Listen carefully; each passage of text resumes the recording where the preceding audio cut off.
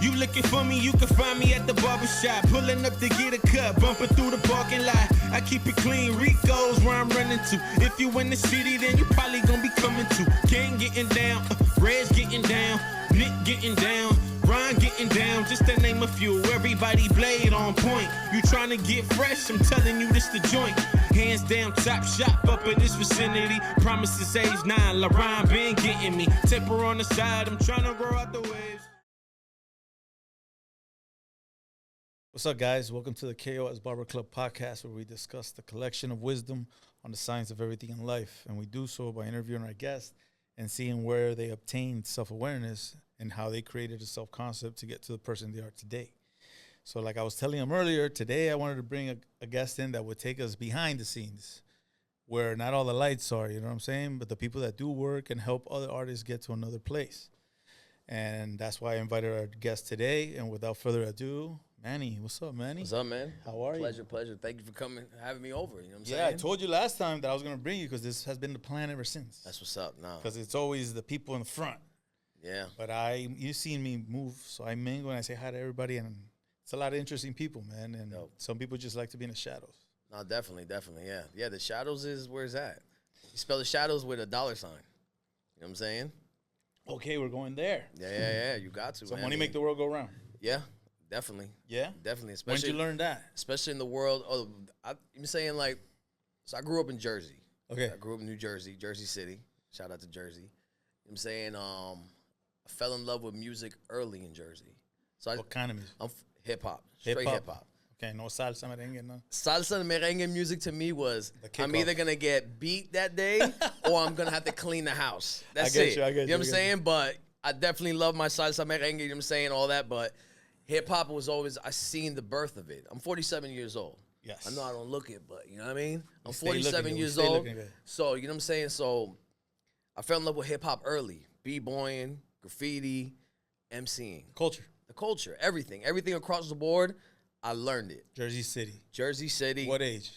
I was born there. You know what I'm saying? I was born there. No, So but what age did you get the bug? Like the I want to hip-hop say I was probably like, okay, my recollection, I remember. So my birthday's Christmas Eve. So my parents were like, you get one big gift, one small gift. Pick which one you want. So I remember I was 10 years old, and around that time, Run DMC and Fat Boys was it. Okay. So I remember I said, I want the big gift first. And she got me a ghetto blaster, a boombox, Nice. with no cassette.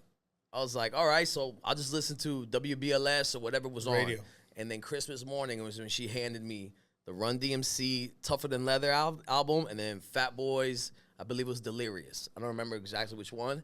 And from that moment on, I was just like, damn, this is dope. And you know what the most shocking thing about that day was? But I heard Run DMC curse for the first time, and I remember hearing it and turning it off. what? Because I was just like, remember, we didn't have MTV, we didn't have BET, we didn't have none of that, just radio music. Okay. And I was listening to the radio when my parents would allow us. So how old were you there? So that was, it was around like between 8 to 10 years old. So Around okay, there. Let's rewind more. When was like your first conscious thought? Conscious thought when it comes to what? When you're conscious, when you're a kid and you actually acknowledge that you're alive and that's your mom, that's your dad, that's your brother, That's I'm a good hungry. one. That's a You good know, one. when were you actually conscious? Because at 8 years old is when you started, I believe, the self-concept part. Right. Of developing who you are. Right. Probably around the, I'm saying, I think it was around the time like seeing my parents' survival mode. Okay. I wouldn't say a struggle. They were just in survival mode at all time. Remember, they came to this, my parents are from Honduras. Okay. You know what I'm saying? So my parents came here, didn't speak the language at all. My dad played professional soccer in Honduras. Nice. My dad went pro at 15 years old. Nice. So, you know what I'm saying? My mom came to the United States first. So it was me and her first. So I think my consciousness around that time was seeing my mom struggle and then her helping raise my uncle who came to the United States before my dad came. Okay, so that's So when you were conscious That's of when I what's was just going like, on. this is what's going on. Like, okay, this is where we're at right What now. age You was know what I'm that? saying? I want to say maybe 4, 5, 3 to 5, I'll say. Yeah, give or but take. That's around the age. Yeah. You know There's what some I'm saying? people that will Yeah. tell you, oh, wow, like 1. I was like, dude, yeah, right. Nah, Like, hell no. 1? Maybe 2, because 2, you know, terrible 2s, you get into trouble, you might remember that. If you're saying 1, you're probably on shrooms that day. Like, we're not going to do that. I don't You know. know what I'm saying? I like to say on this podcast, all I know is that I don't know. Exactly. There it is, yeah. So if they say it, I was like, all right, cool. Let's run with that. Yeah, that's but what 4 you years say, we'll go old. with it. So from 4 to 8 years old, conscious, and then 8 years old, you picked up this radio and you listen to hip hop. Yep, exactly. So so I'm listening to hip hop in its essence, like, you know, the beginnings of it. You know what I'm saying? Like, this is like, there's something here. I still probably didn't even know what it was. To me, it was just some music I liked and my parents hated. You know what I'm saying? You connected to it. I connected to it. I connected to it. And from that moment on, I remember around that age, say around 8 to 10, I remember writing a rap for my dad for his birthday. What it was about, I couldn't tell you. I couldn't tell you what the rap was about. You know what I'm saying? It was probably about, it just rhymed. It was happy probably cat.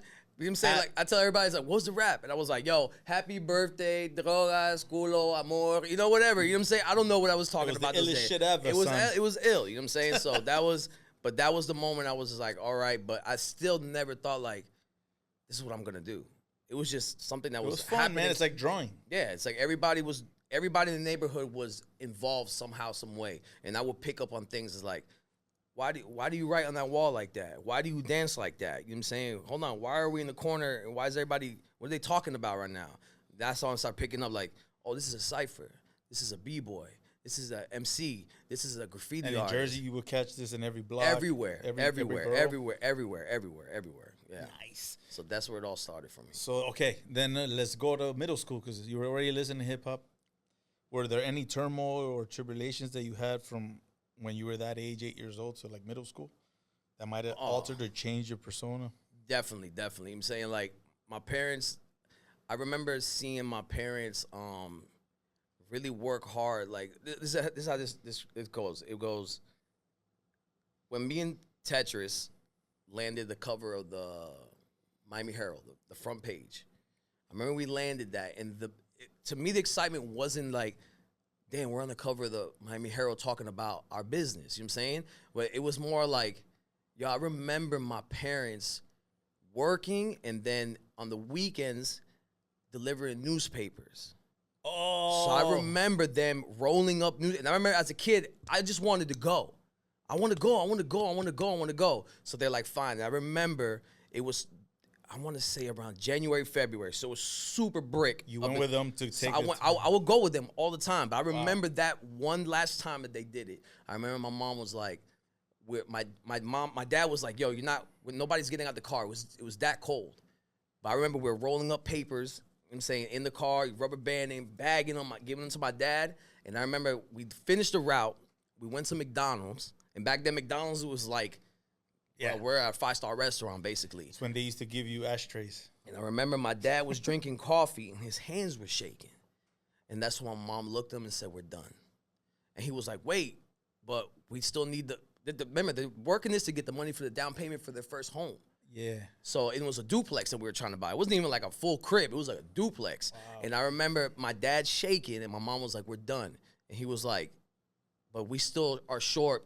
I don't know how much. And that's when the first time I ever heard, she goes, I'll go into my 401k and get the rest.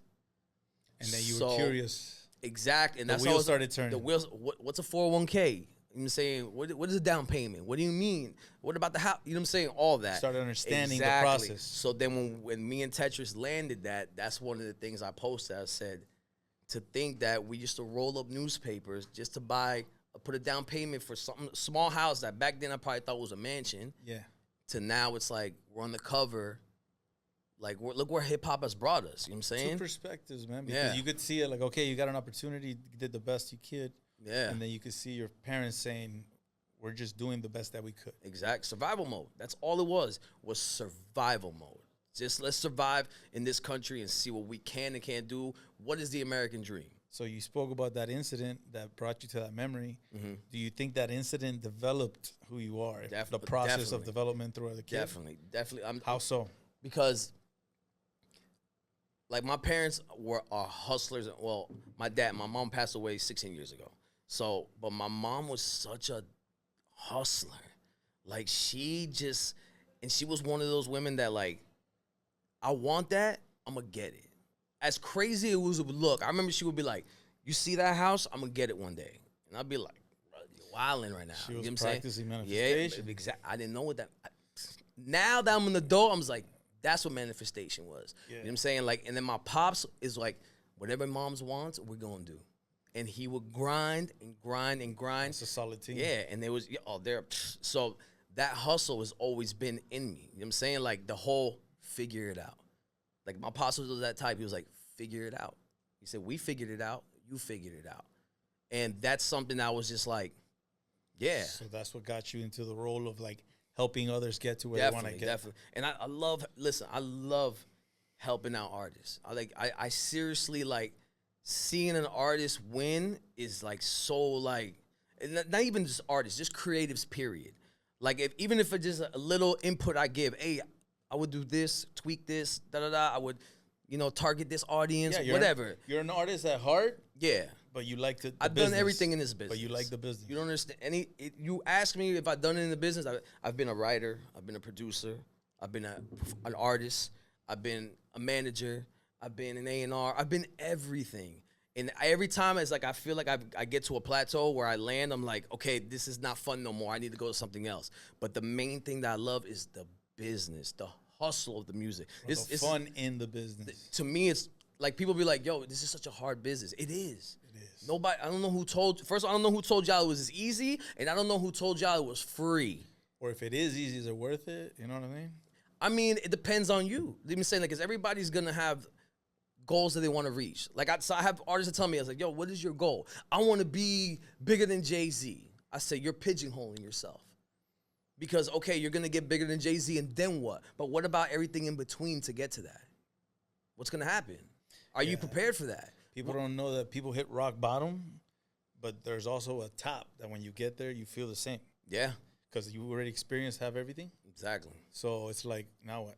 Yeah, now And what? if you don't know, you lose it. Mhm. That's what all these high execs and famous people get. Like I tell artists all the time, like, listen, like, the music will only get you so far. But what else do you want to do? Like, you can't just, I just want to do music. No way. There's no way that all in your mind, all you want to do is music. There's got to be something else that Manny, that's why we're here. Knowledge of self. You got to Right. understand yourself. So you got to understand where you come from. That's why we talked about you coming up. Right. And I could see that you saw your parents figuring things out. So in your mind, you're like, it could be done. It can be done, definitely. So if somebody says, nah, you'd be like, we'll figure it out. Figure it out. And you learned that at an early age. Yeah. Exactly what the podcast is about. Dope.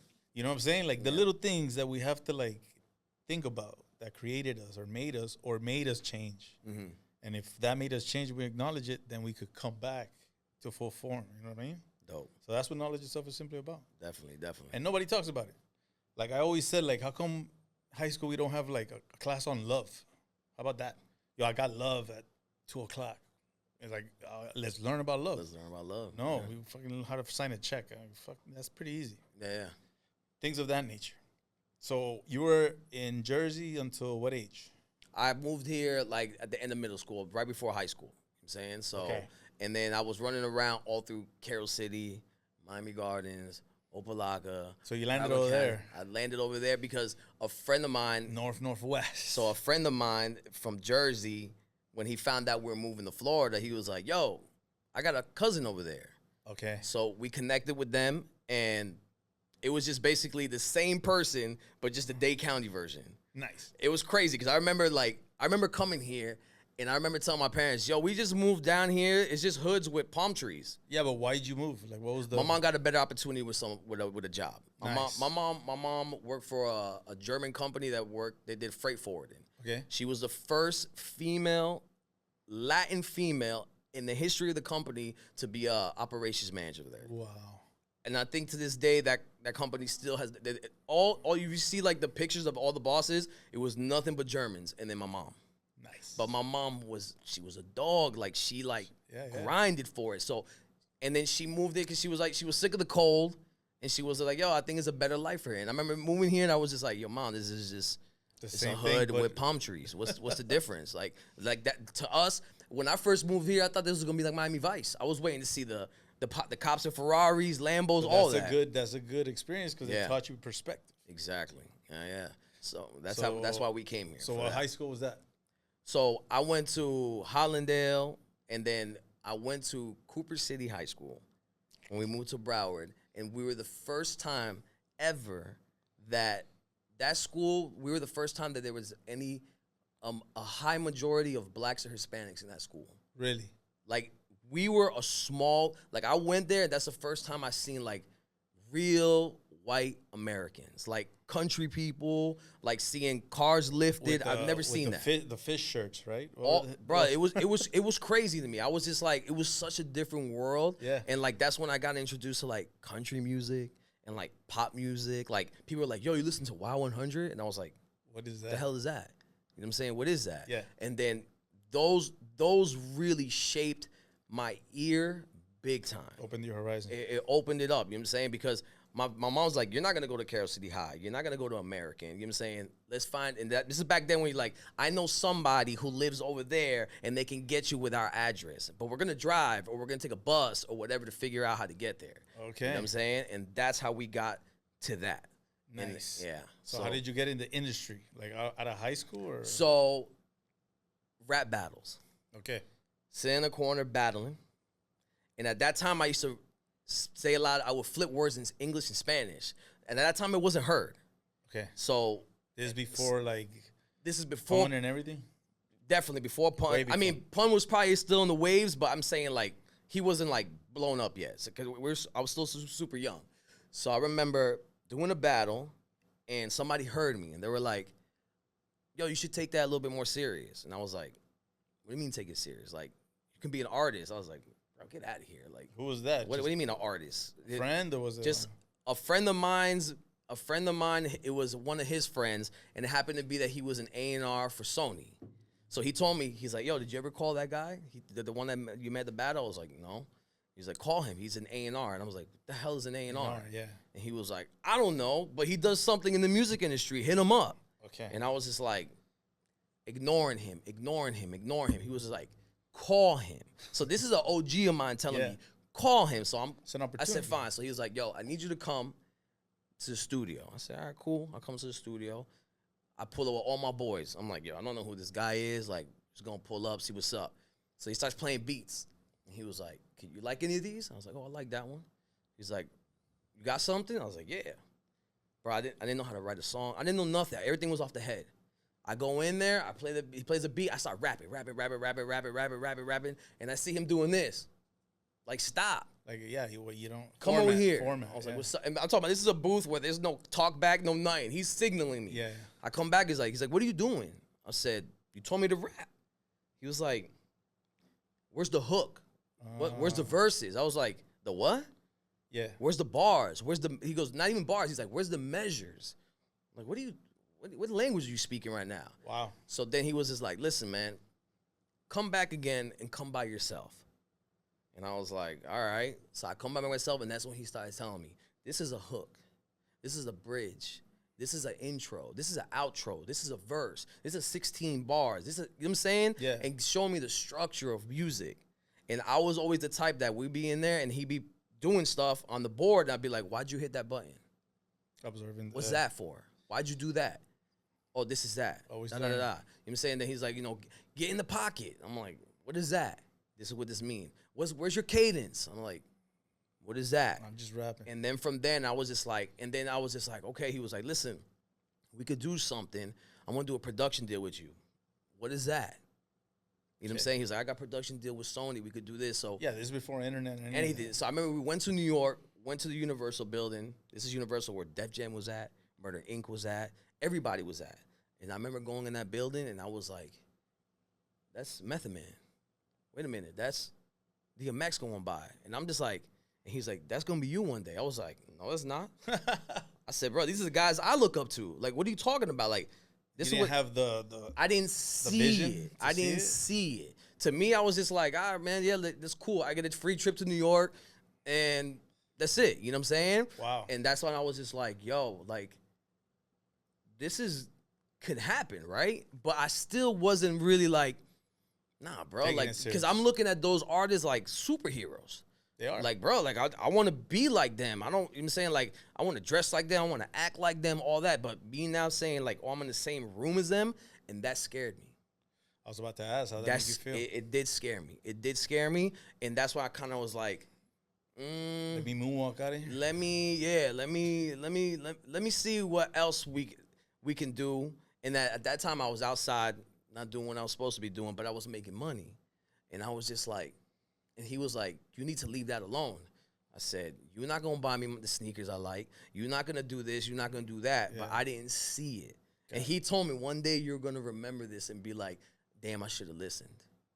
I should have listened. Yeah, that goes for everybody. That goes for everybody. Yeah. So then I come here, and then now I'm running in the Miami scene, and I link up with the Diaz brothers. Okay. And this is when the Diaz brothers already popped Pitbull. Like Pitbull's already popping.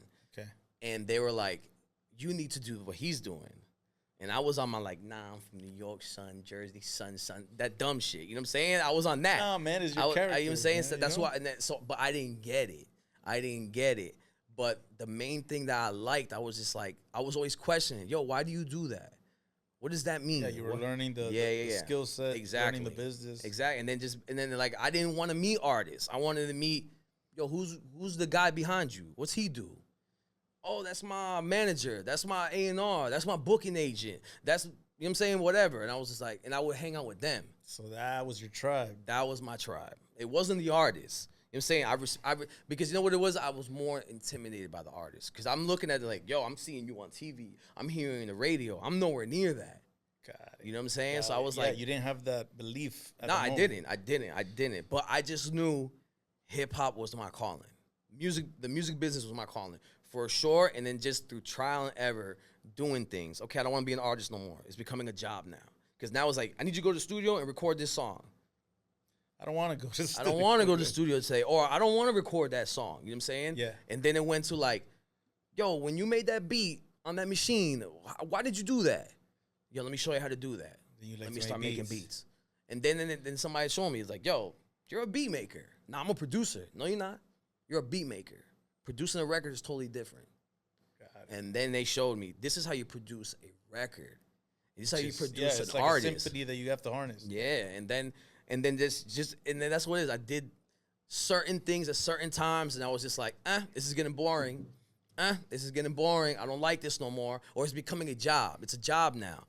But then when I started seeing the business aspect, and I'm seeing, damn, the record exec drives a better car than the artist.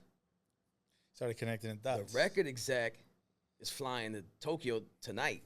He's giving calling out the place. Because he wants to. Yeah. The record exec is the reason why this artist is over here. I want to learn that.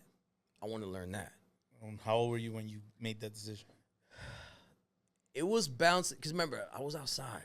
So it was just like, and I was still stuck in there like, if it happens, cool. If it doesn't, whatever it is, I'm going to figure out my life. You know what I'm saying? But I think I want to say around 23 when I had my daughter, I was just like, this is what I need to do. But I was still figuring it out. Okay. What do I do? You know what I'm saying? I remember. So it's safe to say it was 20 years ago. Yeah. So from then to now, take us through the process of you learning how to become a manager, learning how to adjust with artists, and take us through that journey. So I hopped back into trying to be an artist again. You know what I'm saying? Okay. I was like, let me try to do the artist thing again. And then it became the same thing again. I jumped in the group, and all I kept doing in the group was like, yo, you need to go solo. Got it. He's like, you know what I'm saying? Like, and they were like, bro, we're a group. I was like, nah, like, yo, you're going to be like the LL Cool J of Dominicans. Yo, you're going to be like the RZA of the Cuban artists. Like, that's what my mindset was at. But you never saw it with self. I never saw it on myself. And people would be like, yo, but you... Why do you think it's that? Fear again? Fear, definitely. Definitely fear. But you see, the thing is, when I got on stage, that light bulb would go on, bing. And I used to tell people, in the groups I was in, I was never the most lyrical. I just knew how to structure a song. Got it. And I knew, and then I always learned. Because the guy taught you in the beginning. Exactly. And then Nas always said, keep it simple, stupid. And that stuck with me. I was like, bruh, my rhymes might be ABC 1, 2, 3, and yours might be complex, spiritual, all that. But guess what? Becky from Wisconsin is going to understand what I'm saying. Got it. She's not going to understand the miracle spiritual stuff. Got it. You know what I'm saying? And I love the miracle spiritual stuff. I'd rather listen to that. Yeah. But I understand there's a business aspect over here. You know what I'm saying? So, but then within the groups, I was doing that. Like, yo, you should do this. You should do that. You should do this. Okay. And then taking myself out of it. Got it. You know what I'm saying? Taking myself out of those moments that I should have probably took advantage of. But it was molding me into the business part. And then I was just like, one day speaking with my late wife, I was just like, she was like, what's wrong? I was like, I'm not happy doing this. Wow. I'm not. And she's like, what do you love about it? She's like, I'm not saying I don't love the business. I don't love music. I just don't like this. Like this pressure, like, yo, you need to do this. You gotta do this. You gotta dress this way. You gotta act this way. You gotta be this, all that. I was like, I don't like that. I like telling people, hey, you need to do this. You need to act this way. You know what I'm saying? Self-awareness. So I was just like, and she was like, but what do you like? I said, I love the hustle of it. Got it. She's like, it's the hustle of it. The scheduling. And then all that. So I was just like, yo, she was like, why don't you become an artist manager? And I was like, that means I got to find an artist. There was a time right before COVID, I had maybe 16 artists I was managing. Wow. At one time. Wow. And then and I'm talking about even investing in them. Hey, I'm going to put money for your promo. I'm going to put money for whatever it might be. And I remember just like one day I was just like, bro, I can't do this. I said, I took all of them, put them all in the room. I said, who wants it more? Who wants it more? I gave them all the same beat. I don't care if you don't even like the beat. Who's going to make me a record that's going to change our lives? I ended up with 2 artists. Which ones are those? They're not with me no more either. Oh. Damn, that story would have been nice if you would have said Tetrus. I would have been like, oh. No, so you want me to skip to the Tetrus story? Nah, not yet? Okay. I'm still with the journey. We'll get to the white waters later. I get the artists, and I take 2. Actually, I had 2 of them, and then they brought me another girl. And the same thing, I'm looking at them. I was just like, one was Haitian, she was Black American, and this guy's Dominican. And every time we went to the studio, they all just like, even though they say one artist was working on it, they were still putting their input. Yo, say it like this. Or yo, let me do a hook for you. Oh, and so they were still working as a unit. So they were almost working a unit, but they weren't a unit. So then one day I said, y'all gonna be a group. Got it. And that's where I was like, I wanted to make them like the Fugees almost. That was the look. That was like film, that. I wasn't saying like, I'm not saying that I wanted this. We're going in that direction. I wanted the energy of that. You know what I'm saying? Of the 2 guys and the girl. You know what I'm saying? The one artist I had, I was trying to make him like the Haitian Bob Marley. And then the other guy, I had him doing English and Spanish raps. And then I had her forcing her to even like, you have a voice to sing, you didn't even know it. Did you hear them out and see what they wanted to do? Definitely. And then they all just turned around one day and said, whatever you want to do, we'll do. So I said, single project, single project, single project, group project. Single project, single project, single project, group project. And that's how we started doing it. The one artist I had from Lil Haiti, we drop a record, we start doing real good. We start getting calls from Nigeria, because he was doing kind of like Afro beats when Afro beats first was trying to just sneak into the United States. Nice. So we jumped on, and he didn't want to do it. And it got to a point. Miami. He's from Lil Haiti. Nice. And I remember telling him, Zoe, this is the wave. If you're not gonna trust me on anything, this is what you have to trust me on. Everything else, ignore it. But this, we have to do it. Okay. And we did a record. It does well. Pandemic hits. Oh.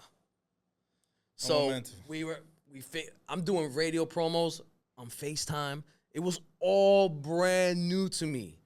Like, I was like, I can't even take you to the radio station. We're doing things, filming ourselves in the house. Yo, it was crazy. Yeah, everybody went through the trials. And that kind of like, it demoralized him. He was just like, damn, bro, he didn't give up, but he kind of pumped the brakes. He pumped the brakes, and then he tried to come back in, and then I was just like, it wasn't the same no more. And I get it, because we were both trying to figure out, how do we move during COVID? How do we move? And even financially, how do we move? How do we move? Where do we put this money at? Where do we put this money at? Do we? Because my mindset was like, yo, promo, marketing, radio. Yeah, what you learned. The old school, hitting the streets. And it's like, no, we're home. We're home. Figure it out.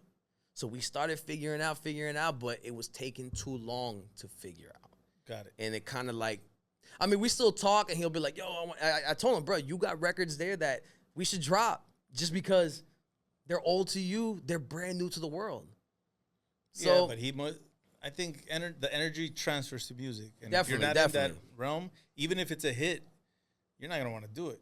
Exactly. So that was that. And then we kind of still did some work.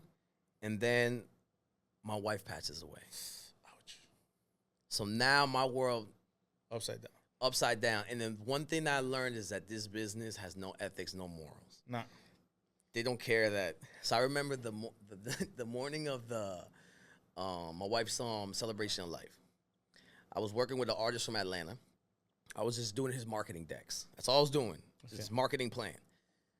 He hits me up that morning. He has no idea what happened.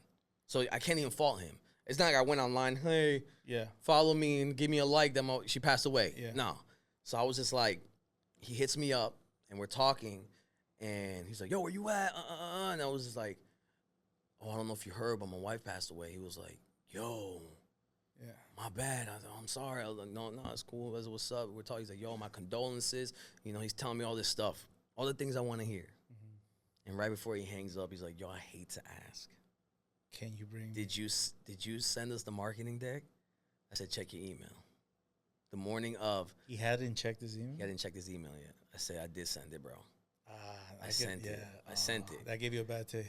It wasn't even a bad taste because you can't blame him. He had no clue. He just knew that I had a deadline. I told him, yo, I'm going to have this by this time. And then in the time that it happened is when she passed away. Okay. So I was just like, and I remember telling my daughter and my son, it was like, I have to fulfill this. I'm saying I got to fulfill this. Like, duty. It's not his fault that she passed away. Like I'm saying, this is what it is.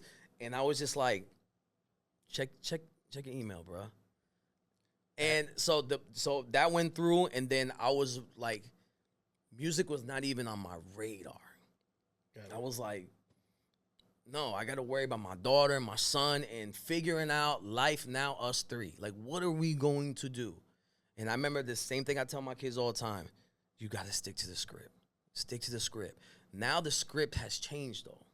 There's a new episode of this Big time. This is season 5, episode 1, and it's got the biggest cliffhanger on earth. So I'm just like, what do I do? You know what I'm saying? What do I do? And I was just like, I don't want to do nothing with the music business. I need to focus on them.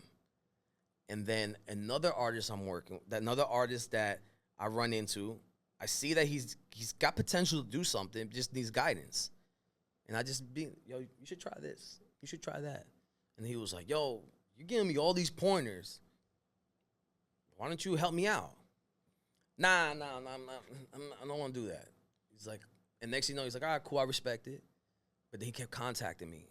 Yo, OG, what do you think about this? Oh, I would do this, and the other. All right, cool. Bet. And it'll work. And I was never going to be like, nah, I'm not telling you. I'd be like, yo, do this. Yo, that kind of work. What should I do with this? Do this, and the other. All right, bet.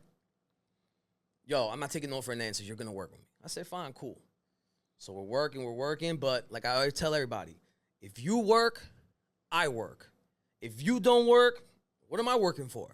You know what I'm saying? All right, so these artists always came to you because I guess the word was out that Manny, Manny was Manny. Mad people were like, yo, talk to Manny. He'll come up with a game plan for you. So you went through turmoil that you're real rattled. So your self-concept kind of shattered, but not completely. So when did you turn the switch? Like, all right, let's do this. So that artist, I see that he's not putting in the effort. You know what I'm saying? And it's annoying the shit out of me. Like, it's bothering me. It's like, bro, you got talent. Like, what are we doing? Don't stop making excuses. Oh, I don't got the money. I don't got the... Bro, that's excuses. We figure it out. Let's figure it out. Which you got from your parents. Exactly. So next thing you know, he does a record. Tetrus is on the record. I hear the record. Like, yo, who's buddy rapping on that? Okay. Oh, my little homie. I said, okay. Because at the time he was still little. My little homie, I was like, yo, he's not bad. Because every time he told me a record that he was going to do with somebody, I was like, I need to hear the feature. And there was times I'm like, bro, don't do that. Like, yo, get rid of that feature, bro. Like, you could do this record by yourself. But this one was like, oh, this is pretty dope. I like this. You know what I'm saying? He's like, oh, it happens to be on his album. I said, all right, cool. I see a picture he posts of him and him, and I was just like, oh, he got a nice little look. All right, cool. Next thing you know, we're at the studio. I'm beefing with this artist because he's not putting in the work. Like, I'm in there barking on him. Like, yo, you're not putting in no work. This and the other. Leaving the studio, who's walking in? We're in Beatwave studio. Nice. Who's walking in? Tetris. King Tetrus. Did he know you were there? Nobody. No. So divine intervention. We're walking out. He's walking in. Oh, he says, what's up to the artist? Bam, bam, bam. He's like, yo, this is my man Manny. Da, da, da. I was like, what's up? Nice to meet you. Da, da, da. And he was like, yo, he's the one that you told me you liked his record. I was like, hey, bro, you did good on that record. He was like, oh, man, thank you. Cool. That's it. Back again. A couple weeks later, same studio session. Same thing. We walking out. He's walking in. In between that time, I started following Tetris on Instagram and just watching him. That's all I was doing. Yeah. Just watching him. And every time we had meetings with the other artists, I would compare, this guy's doing this. You need a look. This guy has a look. So you were holding him to the high standard. Exactly. Comparing, like, bro, this guy has a look. I don't know if it's real or it's fabricated, but he has a look. You need to do this. It looks real to me. Yeah, he's distinguished. I go, his music sounds honest. Honesty sells. Honesty sells. That's what I tell all artists. Honesty sells, bro. Like, if you're telling me about the Maybach and this and that, and you're jumping in the Honda, there's a problem. There's a problem. Yeah. I said, the rest of the world don't care no more about the Maybach because they're like, we've seen it. Yeah, it's played Give out. me something. Give me something with some substance. Give me something. Essence. You know what I'm saying? So I kept comparing. Yo, your boy does this. Your boy does that. So one day we were on the group chat. Tetris is in the group chat. Tetris goes, I just hit 10,000 streams. I don't really know how to act. So I hit him up. Yo, congratulations. I see what you and your team are doing. Yeah. And he tells me, team? It's me. It's by myself, yeah. So that was like, bing. Okay. Next thing you know, the studio session comes up. We're walking out. Tetris is walking in. What's up, bro? Oh, what's up, man? He's like, yo, what you doing right now? I was like, no, I'm about to head into the crib. He's like, you want to come in the studio session with me? I said, sure, I'll come in. I sat there quiet, just observing. Okay. And I look over. He tells me, he's like, what do you think? No, that's cool. No, like, what do you think? I was like, you want me to tell you, like, what I really think? I can be brutally honest. Yeah, yo, I would tweak this. I would change this. I would do this, flip that. And he does it. Sounds way better. So next thing you know, I'm not saying it sounded way better. If it was just little things, I was like, yo, you know, just, hey, maybe that second verse should go first. You know what I'm saying? Oh, you know what? That bridge is probably your chorus. Whatever. We start contacting each other. Just, what's up? We hang out one day. And I gave him an offer. I said, listen, bro, I see what you're doing by yourself. Let me see how I can fit in and help you. I said, I have all these resources. I know all these people. I said, I'm not coming out with an album. You know what I'm saying? What am I going to do with all this stuff? Yeah. I said, let me just help you. Nice. Let me just see what's up. And then he was like, all right, what we going to do? And I was like, yo, just let's make a couple moves here and there. Let me contact some people, bam. And I started contacting people about him, and they all were like, nah, he ain't it. Really? And you know what I said? I got to prove y'all wrong. Wow. I got to prove y'all wrong. Because it bothered, I've never, ever, like, I have a lot of peers that I look up to, you know what I'm saying? Mentors that I'm like, yo, and all of them shot me down. They're like, that's not it, bro. I'm going to get you this artist. Check this out. I said, no. I said, I see something here, bro. You felt it, intuition. I felt it. I was just like, yo, I believe. Have you ever felt that before for any artist? In the sense of like this much? Not this much. Wow. I knew there was artists that we can probably get to that, but the one conversation that me and Tetrus had the night I gave him the offer, I said, what are you willing to sacrifice? And he ran down a list of things that he's already doing. And I told him, do you know time is brutal? I think he wrote that in a rhyme. That incident. So I told him, I was like, bro, there's time is brutal, bro. Like, there's gonna be time away from your family, from girlfriends, from your friends, from going out. Are you willing to do that? And I said, one thing is telling me, but show me. And he started proving. It's like, bro, this is what I do. This is what I'm trying to do. So you guys both push each other. Yeah, bro. And like I tell everybody, I was like, bro, like after that, after my wife passing and then him coming into my life, I was like, yo, you're put in my life for a reason. You think it was one of those like divine Definitely. intervention? I know The wife for might sure. have been like, here you go. Because even my kids, when I played him the music, both of them, my daughter at that time was 20, so my son was 14. Yeah. And they both were like, Dad, you need to work with him. Nice. They've never said that by any other artist. They were like, oh, that sounds cool. They're like, Dad, you need to work with him. Yeah. And then I remember another mentor of mine, when I showed him, he goes, the one thing about him is believable. I said, okay, cool. I said, all right, bet. But a lot of those mentors, I'm telling you, I pushed them this. Yo, I'm not saying walk me in the building, but at least get me to the door. Get me to the door. I'll open it and I'll walk in. It seems like this industry is not like that. No. And I get, and I'm not upset about it. I understand it's a different world now. It's like a different. T-Pain said it the other day in an interview. He's like, man, everybody that says your brother is not. It's your not brother. your brother. It's not. It's no hell no. They're your brother for the moment. Exactly. And I was like, oh yeah. No, it's true. And that's with anything. That's not just the music business. That's any business. That's any business. Yeah, but in. like I told you, I've been around the music business here in Miami for a while, and I've seen people go up, and then now 20 plus years later, I hear the stories. Yeah. And I've seen them firsthand, and I'm like, bro, the people are foul. And I think the dynamic I have with Tetrus is that a lot of the hurdles that he's supposed to take, I already took them, so I could be like, bro, we don't got to do that.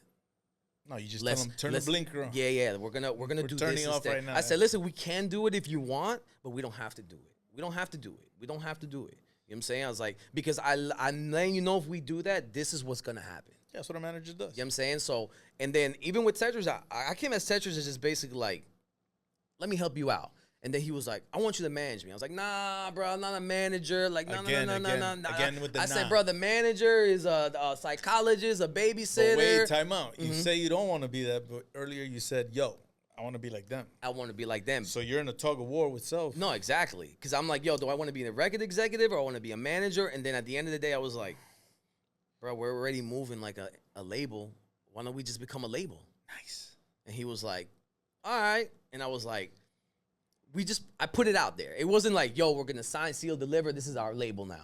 And I was just like, we're doing the same things. That's the next step. And then we were like, and I told him, it's like, we're going to see steps in this, Darko. We're going to turn on the light and be like, oh shit, we are a record label. Got it. You know what I'm saying? Yeah. So, and that's where a lot of these things that have lined up for us. And remember, it's just me and him. People hit me up like, yo. What I like about it is that it seems like it's scheduled, but when it drops, it's totally different. Yes. And it's a different angle. Yes. And it's also adjusting to the trend of the moment. Yeah. In Miami. Exactly. You know what I mean? Yeah. So, like, I remember when, I think it was the tennis open or whatever they were having here. Okay. And Tetrus was doing a lot of tennis stuff. Yeah. So I was like, yo, it has to be strategic. Was that strategic? Or that's just because he plays tennis? It's just because he plays tennis. Listen, with Tetrus is everything is like I said, honesty sells. Like, that's who you are. Yeah. Like, hey, I'm going to go play tennis. Yeah, it's the best. If you could be yourself and be successful, you're winning. Exactly. So with him, it's just like, he understands that. Like, I just got to be myself, bro. That's it. And I was like, that's all you got to do. You got to be yourself. Just be yourself. It's not hard for you to be yourself. It's who you are. It is hard to be yourself when you don't know yourself. That's why it's knowledge of self. I think he knows himself. He definitely knows who he is. You can know of self, but to really know yourself, it's a difficult thing to grasp, right? Because, like I said, like when your first conscious thought was of your mother's struggle, right? The whole story throughout your life is about you struggling and not giving up and adjusting and helping. Yeah. And then it got to the point that people were not doing things because I guess they were tired. But then you saw your father shaking when he was. So you're like, nah, you're not tired. Let's keep going. Tired. We keep going. So it's like, I see where you're at. I see why you're like, I want to help. I want to take you to another level. But then you're not putting your part. Exactly. So it's like, I don't want to do this. Right. But you do. Yeah. So how did you get to the point where it's like, all right, I'm going to keep doing it? We're sitting here right now. How did you get to this point? What conversations did you have with self, and how did you get past the doubt? It was those conversations. The first time being like alone in my room, like without my spouse. No, without my spouse. Okay. Because remember, that was our business meetings. Laying in bed. Oh, she worked in radio. So she was like she worked in radio. She was what is it, like the mobsters? They have their concubine. What's it called? No, concubine. No, that's no, that's something else. Yeah, but you know what I'm talking about. Yeah. So Commissary, right? What is? Commissaries. No, not commissary. No, that's jail shit. Yeah, that's jail shit. Yeah. That tells you. Yeah. But like I'm saying, that was our business. She worked in radio all her life. Since 17 years old, she worked in radio. So I had ins and outs of the radio world meeting street music. You know what I'm saying? So those were our conversations. Consultary. That's what it is. So me sitting in that room alone, damn, this business meeting is by myself now. You know what I'm saying? Mm-hmm. And I was just like, what makes me happy besides God, my family? What makes me happy? And I was like, it's this. It's this hustle. I love this hustle. And that's the moment I was just like, if I prayed, I was like, if you put somebody in my life that can get me to where, just don't get me there. Just show me where to go. Go that way. A light. Go that way, and then you'll figure it out as you go. You were looking for a light in the darkness. And meeting Tetrus was like, the light. Oh, snap. Like, we're going to do this. You know what I'm saying? And bro, me and Tetrus only been working 2 years together. That's it. Yeah, and you already got on the paper. You did 10,000 streams. Oh, we've done more than that. We've done more than that. We've done work. Our album Peace and Blessings organically is about to hit 1 million streams. So the message is pretty much know yourself, be yourself. Know yourself, be yourself, and just put in the work. Keep working, it's working. Keep working, it's working. Who came up with that? That's Tetrus's grandfather came up with that. Keep working, it's working. Yeah, and when we adopted adopted it. We've adopted it and held on. And bro, and I'm at my office, I have it written down. No, keep working, it's working. And me and Tetrus will go in our meetings and we're like, bro, this sucks, this, that, and the other. And one of us will say, bro, keep working, it's working. And that's what I tell artists all the time. Is like, even if you physically are not seeing us working, something is working. Because you know why? We don't stop promoting. We don't stop running ads. We don't start doing this. We continuously keep being consistent in something in this music. If it makes us happy, great. If it doesn't, great. Yeah, what is it, that work always takes you further than talent? Definitely. The talent will get you to the meeting, but the work ethic will be like gonna take you further. Yeah, like I tell artists all the time when they're like Yachty. Lil Yachty's the greatest example to me.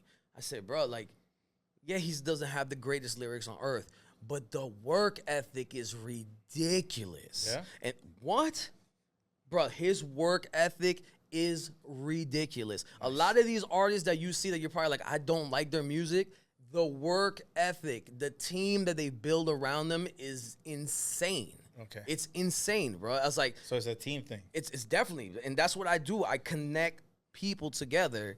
Like with Tetrus, like, I got you an engineer now. We were looking for an engineer. I got you a Grammy-nominated engineer who works with Rolling Loud. Boom. What's next? Now I need a producer. Not producers, because I have producers sending him beats left and right, but I was like, no, we need to lock in with one guy who's going to girl that's going to understand what our sound sonically is going to be. Got it. It's all about how this shit comes out sonically. Yeah.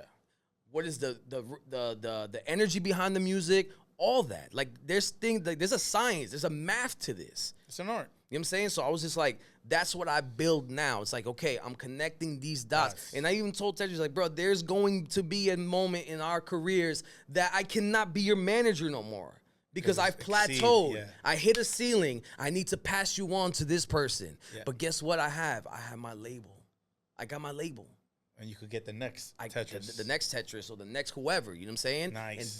And that's why we did it. And I was like, and I told him, I was like, bro, it's like there's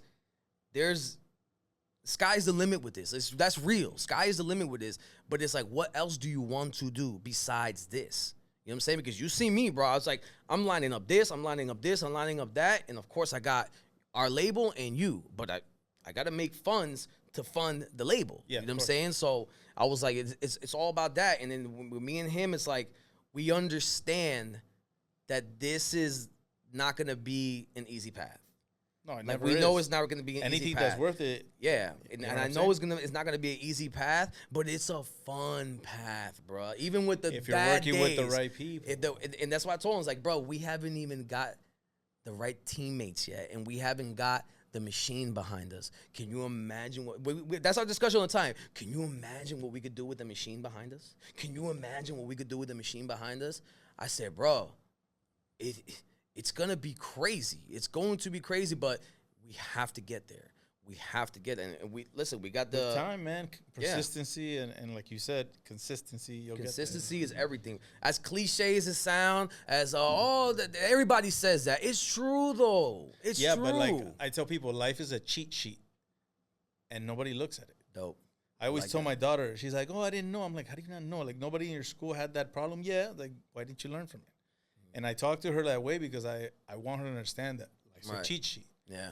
You know, you could learn by your mistakes, right? Or you can learn from others' mistakes. Yeah, choose.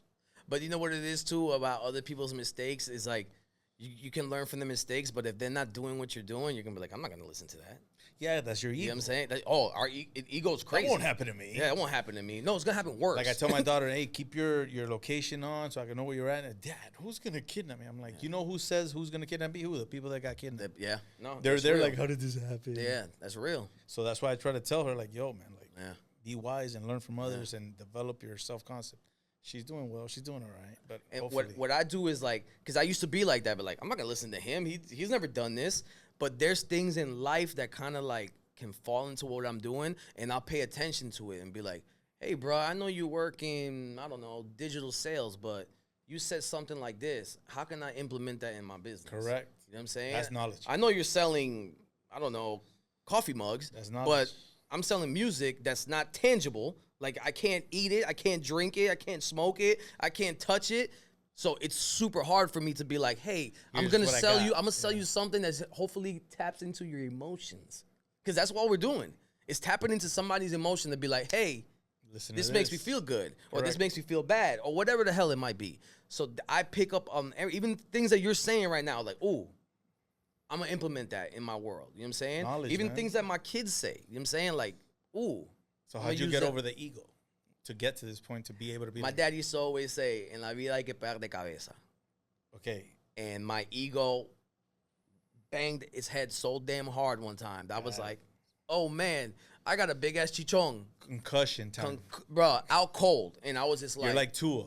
And I was just like, nah, don't compare me to Tua. Please don't. Please don't. We can't. We don't got time to talk about Yo, that guy has thrown the most yardage in that uniform, man. That's crazy. Yeah, but we want wins. Yardages are great. We want dubs. We want W's. That's it. I was in a podcast one day, and then Little Big Opinions. They're my boy with Chris. Dope. And they asked me, like, what do you love the most about the Dolphins? I'm like, man, I just live for the moments they give us because I know we're never going to win. Yeah. Just a moment. You know, like the Miracle in Miami. Yeah. Things of that nature that you're like, okay. Made me smile. Yeah, that's all we got. Moments. Yeah, moments, bro. Because stats, we suck. Yeah. But then again, it's Miami, and Miami's a football town, and the day we do win, it's gonna be nuts. It's gonna be nuts. It's gonna be amazing. It's gonna be crazy. I can't wait. Hopefully, we're alive to see that. I mean, we might have oxygen masks at that time, but it'll be okay, bro. Yeah. We'll live it. But so we saw it. So from all that we talked to, what's one thing that you could pass on to maybe a young kid that's watching a podcast, or even an older guy that's getting into the business and wanting to be a manager, wanting to help others, wanting to build something? What's your advice to them? As a manager, you can't want it more than the artist. You can't. You cannot want it more. The artist, if you want it more than the artist, you're going to lose. I'm laying it on right now. Try telling that to Diddy, yo. You can, but Diddy's was also an artist. He forced himself into being an artist. I don't know. You know what I'm saying? But that's what I'm saying. It's like as a manager, you can't want it more than your client. You can't, because they're the one. Because remember, if the artist wins, the team looks great. If the artist loses, the artist loses. They ain't pointing at us. They're like, oh, but we did this, that, and the other. So that's why I tell managers, you can't want it more than the artist. And for an artist, you cannot care if people like your music or don't like it. The moment you start caring, it's over for you. I'm laying on right now because you're gonna get caught reading comments. And the next thing you know, you'll be like, that record that you probably have might be the record that changes your life. You're going against your intuition and your creative. Because somebody sitting behind the screen is saying, yo, you're trash. With no creative. With nothing. You know You know what I'm saying? And it's like, even with me, I would never tell an artist their music sucks because I'm not in their head. I'm not at home while they're writing. I'm not in the studio while they're recording. You know what I'm saying? I'm watching you develop something. All I can tell you is like, we can make it better. We can make it bigger. We can make it brander, brighter, all that, sonically bigger. That's what we got to do. Have you found your sound yet? No, you're finding your sound. And that's the thing that I've been doing with Tetrus is like, I'm showing everybody his growth. That is our marketing scheme. Let me show you his growth. When people be like, but that song is not as that good because you're not there at the time when we're like, yo. It's just when we put it out, but when we were there. Exactly. You're not seeing the development, the process. Trust the process. You got to. As ugly as it is, you have to trust it. You have to trust, you got to trust your gut feeling. Like, bro, me and him have banged heads on records. And to the point that's like, I'm not investing a penny if we don't drop this record. You know what I'm saying? Like, I have to do that because, and then next thing you know, he'll be like, damn, that record worked. You know what I'm saying? I was like, bro, I'm not doing it because I'm trying to be a tyrant or I'm trying to be I know more than you. I was like, bro, I do not want to put out a product that I feel is not gonna help the brand. You're a brand, I tell them all the time, you're a walking barcode to me. So what's the message to these managers? To the managers, you cannot want it more than the artist. That's the to message. the artists, stop caring what people think. Got it. Put it out. All right. Put it out. Let the world see it. If it's an old record to you, it's new to the world. Yeah, Easy as Mowgli that. said that. Money Mowgli said You got to. He said you might have the record that changes your life. Yeah. And remember, you're sitting on it. A hit record employs 15 different people. One hit record. One. Not a hit album. One hit record would employ 15 people. But guess what? Now you got to keep them employed. Now you got to drop another. Now you got 15 families that are counting on you. The more you throw to the wall, one of them's going to stick. One is going to stick. Got it. And the audience is, this is important for artists. You do not dictate what's going to happen. The audience will tell you, hey. Like in Wolf of Wall Street, hey, check it out. That's it right there. Yeah. And me and Tetrus have had those moments that we're like, oh, shit. They want this. They want this. And we've done, I said, the beauty about us is that we can still experiment. Because the moment that record takes off, guess what? That's the persona. The label's going to be like, I need 4 more of those. I need 5 more of those. I need an album full of all these records. And you're going to be like, I'm fucking sick of this record. Yeah, it's like hustling, man. You got the good product. It's like, I want more of that. I want more of that. You can ask any artist. I don't care who it is. Jay-Z, Biggie. It doesn't matter. Mariah Carey, it doesn't matter. The record that blew them up, they probably hate it. They probably despise the record. All right, so you can't want it more than the artist. Can't for the business side of for anybody on the an artist who has a team, a business team behind them. I tell everybody in that team, do not want it more than the artist. All right, bro. You know what I'm saying? So we're almost at the end of the interview, bro. Okay. You know I have a few questions. You already know. Hit me. All right, so answer them whatever comes to mind or however you feel. There's no right or wrong. Got you. All right. Would you rather be loved or feared? Oof. I want to say loved because I get a lot of people tell me that I come off a little bit intimidating sometimes. And then when they meet me, like, oh, man, you're cool. You know what I'm saying? I was like, yeah. So I'd rather be loved. All right. You rather create from scratch or you like to compare and then kind of mimic with it? Scratch? Why is that? Because if you're going to mimic what is already out, it's already out. So it's already out. You want to express yourself. It's already out. What's the point? Got it. Knowing or understanding? Understanding. Why is that? Because you can know everything and not really know shit. You know what I'm saying? Like, I know to do this, I know to do that. And at the end of the day, it's like, no, you don't know shit, bro. Like, you haven't traveled the world. You haven't been here. So it's like, but I'd rather understand what you're trying to get across to me. Or I'm trying to understand what I'm trying to get across to you. Awesome. Wealth or riches? It's funny you asked that question, especially what's going on in life right now. Wealth, fuck that. Wealth. Because I have riches. I have riches in other ways. You know what I'm saying? I got riches. I'm blessed. I'm super blessed. I'm super, super blessed. You know what I'm saying? I got riches through my family, through my relationship with God, my relationship with Tetrus. Those are riches to me. I can't pay for those. There's not a check that I could cut to be like, let me get a check so I can hang out with Tetrus. Let me get a check so I can hang out with my kids. Let me go. Nah. Wealth, bro. And generational too. Perception or reality? Reality, because it's gotta smack you in the face sometimes. True. It's gotta hit you in the face hard too. Pause. Pause. Joy or happiness? Joy. Yeah. I like little moments of joy Exactly. because I'm happy. I'm happy, bro. Like Little moments add up to happiness. Yeah. They add up to happiness. All right. What do you think about the term power of choice? Do you believe in it? Power of choice. Is there power in choice? There definitely is because we got free will. So yeah, you got the power of choice to make the right decision or the bad decision. Or that you might think you're doing the bad decision is really the good decision. That's when I tell people, listen to your intuition. You got to listen to that gut. And I got this gut for a reason. Exactly. It's like people, you get cut, you're like, ow. The body's telling you you're cut. You're cut. So when inside your soul, your spirit, whatever you want to call it, tells you, don't do this, listen to it. Because even if you're wrong, you're right. Yeah. So good problems. What do you think about that term? Love them. Yeah, you love good problems? Love good problems. Give us an example of a good problem in your life. So at the beginning of this year, me and Tetrus were in a real funk when it came to this music. We really thought something that we were putting out was going to work, right? Something brand new. And we got into that funk of like, do we do this or we don't? What are we going to do? So we find a record that we have. Let's just put it out. It was one of those. Bro, just put something out. He's like, oh, but the record's not mixed right. Oh, those are good problems. We put it out. It worked. And what happened with that record? We ended up in New York in the Rock Nation building with a distribution deal. Because of that song. Because of that song. And they reached out to you? They reached out to us. They reached out. I thought it was a scam, straight up. You're like, you're raw. When Tetrus told me that this was going down, I said, let me see that. Because I was like, why are they contacting you? They need to contact me. He's like, bro, I guess they were trying to contact you and you didn't answer DMs or you probably thought it was a spam, likely, whatever. So I was like, all right, cool. And then I was like, wait a minute, this might be real. Legit. And we went with no intentions of anything. We went with just like, let's just build a rapport with them and see what we can pick their brain, see what they got.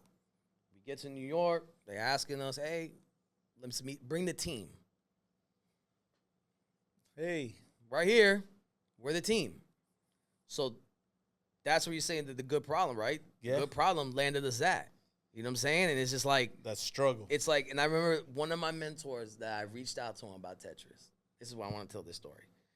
He said, I kept pitching him Tetrus. No, that's not it. That's not it. He's not it. He's not it. I don't like this. I don't like that. Cool. So when that happened, that we announced that we got the distribution deal. He hit you up. He hits me up. Doesn't text me. He calls me. Usually his text calls me. So, bro, I want to apologize for not seeing it. I said, you weren't supposed to see it.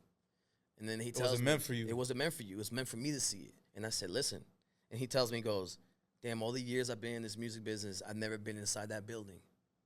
And I said, it's a nice building, bro. Dope. It's a nice building. Nice story. That's it. All right. Pain versus suffering. Suffering. Yeah? Because one of my mottos is always succeed or suffer. Ooh, but suffering to me is like a choice. Definitely. So you rather suffer until you succeed. Because it's self-inflicted. Everything that happens to you in life, I don't care what it is self-inflicted. Correct. You could be like, oh, I was driving and I got into a car accident. Why'd you leave your house? What made you go? Yeah, why did you... The power of choice. Why did you decide to get off the highway and cut through Overtown? Yeah, You know power of choice. what I'm saying? Your day-to-day actions. Exactly, so yeah. Logic or intuition?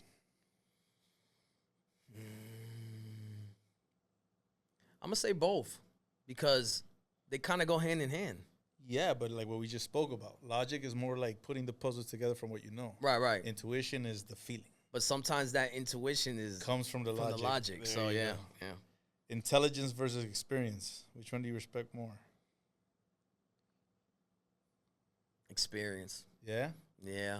Because I think I'm intelligent or something, and I'm really an idiot. You feel me? It's like once you get the experience, you're like, damn, I thought I knew. Exactly. I thought I knew and I didn't. Discipline or self-respect? Discipline. All day? Super disciplined. All right, you like listening to people's dreams or you like to hear real stories? I think both. But if I'm going to have to pick one, I love listening to your dream, bro. Yeah, you're a manager. That's what you got to listen for. Because, like, every artist I work with, they told me their dream, and I've told them the dream I've had about them. Wow. And I've told them, all I'm asking is, let's meet halfway. I'm never going to tell you, no, this is what we're doing. There might be a time, depending where we're at in the world, I might be like, no, we're doing this. Yeah, you know like what I'm saying? I can't outwork you. You know what I'm saying? So, nah, but definitely, yeah. Yeah. All right. We definitely go with that. Do you feel like you're racing against time? Nah. No? Nah, because I used to think about it like, yo, we don't got so much time. We don't got this. We don't, you know what I'm saying? I was just like, no, let's enjoy the moments that we're in. Even the shitty days. Let's enjoy them because guess what? There's somebody that tomorrow morning wish they didn't get a chance to wake up to have a shitty day. Good problems. You know what I'm saying? All right, and this is the last question. This one's a deep one. What's the favorite day of your life? Favorite day of my life. Wow. You've had a lot of them. I've had a lot of them. And I don't want to say, even say, definitely the birth of my kids definitely changed everything. But seeing, so seeing like other people's growth, like those special moments of, even let's say you told me like today when we were talking about like, you got a sponsor. Like that was like, damn. For today, that was like, damn, that's dope. Yeah, that's super dope. So the highs of other people brings joy. Yeah, man. Because I'm gonna get my highs, and a lot of my highs I'm by myself. You know what I'm saying? So, but seeing other people. But if I gotta pick one day, you know what I like to tell people? Tomorrow's dope, man. Because we don't know what we're promised. Live that motto. You'll be straight. Message. I'll say one of the days I'm super memorable of. The day after my mom passed away. I noticed my family steered away. They were angry at God, and I wasn't. Okay. Because before she passed, I kept praying, save her, save her, save her, save her, save her. And then that morning I said, listen, if it's her time, take her. And that was the day? That was the day that was just like, that. I remember that morning I woke up to go to work, and something told me don't go to work. And then my pops called me, where you at? I was like, nah, I'm not going to work. He's like, I think we need to start planning your mom's funeral. Oh. And while we're doing that is when we get the call. So you felt it. I felt it. And then she didn't let us see her pass. She always told me that. I will never let y'all see me pass away. Wow. And sure enough, she didn't. But the day after that funeral, seeing my family, grandmas, uncles, aunts, dad, brothers, everybody upset with God. I don't say angry, but upset, disappointed. And I was just like, no, he did answer prayers. Nice. He did answer a prayer. So that's one that is super memorable to me. All right. Yeah. All right, Manny, man. Let people know what's coming up next, where to find you, where the handles. Yeah. So this is where I do my nah. So me and Tetrus are planning on dropping a new single probably January. We got a couple songs that we want to, and we're just gonna keep doing that and just pushing that. I got my independent label. We got the distribution. So we're just gonna keep figuring this out. That's all we're doing. It's figuring this out. Handles and check me out at Respectfully Manny and IG, and just reach out. You got a question? I might have the answer, and if I don't, I can find the resources that will get you the answer. Nice. Easy as that. All right, guys. Hope you liked the episode. It was a good one. We learned how the people in the back, in the shadows, work and how they think. Dope. So remember, harness the energy, exercise wisdom, live, love, and laugh. Peace. Check. Peace. Nice. All right. Thank you, bro. That was fun. Super fun. At least now you got your message.